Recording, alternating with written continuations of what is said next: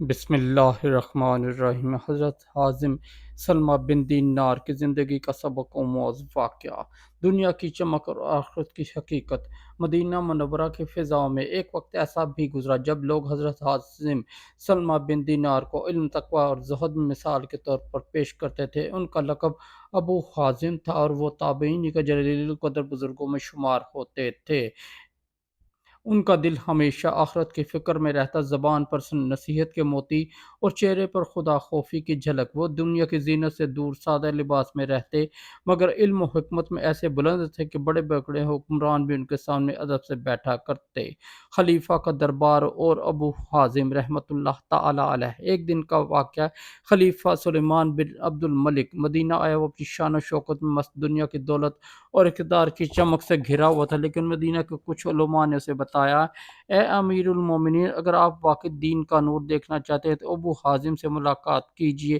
وہ شخص ہیں جن کے دل میں صرف اللہ کا خوف ہے۔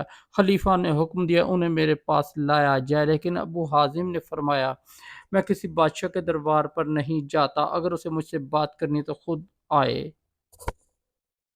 یہ جواب سن کر خلیفہ کو کچھ ناگوار گزرا، مگر پھر بھی اس نے عاجزی دکھاتے ہوئے ابو حازم کو بلانے کے بجائے خود ان کے گھر جانے کا فیصلہ کیا۔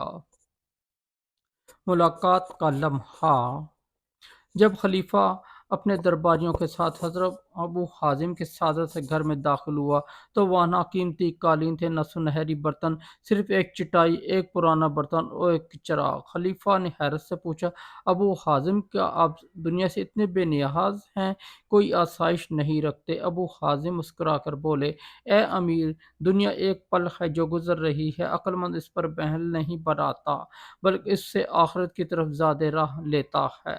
بادشاہ کا سوال، میں کس حال میں ہوں؟ خلیفہ نے سوال کیا، ابو حازم، آپ کیا سمجھتے ہیں میں کیسا انسان ہوں؟ ابو حازم نے نہ چاپلوسی کی نہ خوف دکھایا اور بولے، اگر آپ اللہ کے احکام پر چلتے ہیں تو نیک بادشاہ ہیں، اور اگر نہیں تو آپ ظالم ہیں۔ خلیفہ چونک گیا، بولا، کیا میرے جیسے بادشاہ کو ظالم کہا جا سکتا ہے؟ ابو حازم نے فرمایا، جب رعایا بھوکی سوئے، عدل دب جائے اور بادشاہ اپنی آخرت بھول جائے تو وہ ظالم بن جاتا ہے، چاہے اس کے محل سونے کے ہی کیوں نہ ہوں۔ یہ الفاظ خلیفہ کے دل پر بجلی بن کر گرے، وہ درباری سناٹے میں آ گئے۔ آخرت کی باتیں۔ خلیفہ نے کچھ دیر بعد پوچھا، ابو حازم، آپ نے ساری زندگی عبادت اور زہد میں گزاری، بتائیے موت کے بعد انسان کا انجام کیا ہوگا؟ ابو حازم کی آنکھوں میں آنسو آ گئے۔ انہوں نے کہا، اے امیر، دنیا سے رخصت ہوتے وقت انسان کو دو خبریں ملتی ہیں۔ اگر وہ نیک ہے تو فرشتے اسے کہتے ہیں، اے مطمئن جان، اپنے رب کی طرف لوٹ آ، اس سے راضی اور وہ تجھ سے راضی ہے۔ اور اگر وہ گناہ گار تو اس سے کہا جاتا ہے، اے نافرمان، اپنے رب کے عذاب کے لیے تیار ہو جا۔ بس یہی دو خبریں ہیں اور انسان کی ساری زندگی انہی دو میں سے کسی ایک کے لیے تیاری میں گزرنی چاہیے۔ حکمت بھری نصیحت۔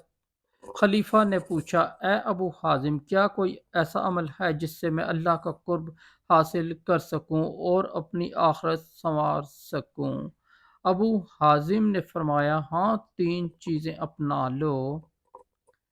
عدل، اپنی رعایا کے ساتھ انصاف کرو۔ رحم، کمزوروں پر مہربان رہو۔ یاد آخرت، موت کو ہمیشہ قریب سمجھو، کیونکہ موت بادشاہ اور فقیر میں کوئی فرق نہیں کرتی۔ خلیفہ نے کہا، کاش میں آپ کی طرح ہو سکتا۔ ابو حازم نے کہا، اے امیر، آپ بھی ہو سکتے ہیں اگر اپنے محل کے دروازے بند کر کے دل کا دروازہ اللہ کے لیے کھول لیں۔ خلیفہ کی آنکھوں میں آنسو۔ یہ بات سن کر خلیفہ کے دل میں نرمی آ گئی، آنکھوں سے آنسو بہہ نکلے۔ اس نے کہا، اے ابو حازم، آپ ہمارے لیے دعا کیجئے کہ اللہ ہمیں سیدھا راستہ دکھائے۔ ابو حازم نے ہاتھ اٹھائے اور دعا کی، اے اللہ، اسے عدل و خیر کا بادشاہ بنا تاکہ رعایا تیری رحمت دیکھ کر اس کا انجام ایمان پر ہو۔ خلیفہ نے روتے ہوئے کہا، کاش میرے دربار کے سب لوگ آپ جیسے سچے ہوتے۔ ابو حازم رحمۃ اللہ تعالی علیہ نے جواب دیا، اگر سب سچے ہو جائے تو درباروں میں جھوٹ کی ضرورت ہی نہ رہے۔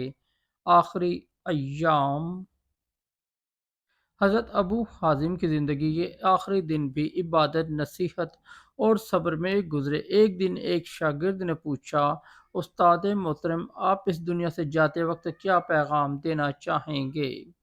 انہوں نے کہا، میرے بیٹے، دنیا ایک خواب ہے اور موت اس کی بیداری۔ لوگ جو یہاں محنت کریں وہ دراصل اپنے خواب کی تعبیر بنا رہے ہیں۔ بس یہ یاد رکھنا، جو آخرت کے لیے بیدار ہو گیا وہ کبھی خسارے میں نہیں رہے گا۔ یہ کہہ کر ان کی آنکھوں سے آنسو بہہ نکلے، لبوں پر لا الہ الا اللہ کی مٹھاس تھی اور روح اپنے رب کے حضور حاضر ہو گئی۔ نتیجہ اور سبق: حضرت ابو حازم کی زندگی ہمیں یہ سکھاتی ہے کہ عزت علم اور تقوی سے ہوتی ہے، نہ کہ مال و دولت سے۔ حکمران ہو یا عام انسان، سب کو ایک دن رب کے سامنے جواب دینا ہے۔ جو دنیا سے بے نیاز ہو کر آخرت کے لیے جیتا ہے وہی دراصل کامیاب ہے۔ ان کے یہ الفاظ آج بھی دلوں میں گونجتے ہیں۔ دنیا مسافر خانہ ہے اور انسان ایک مسافر۔ عقل مند وہ ہے جو یہاں گھر نہیں، زاد راہ بناتا ہے۔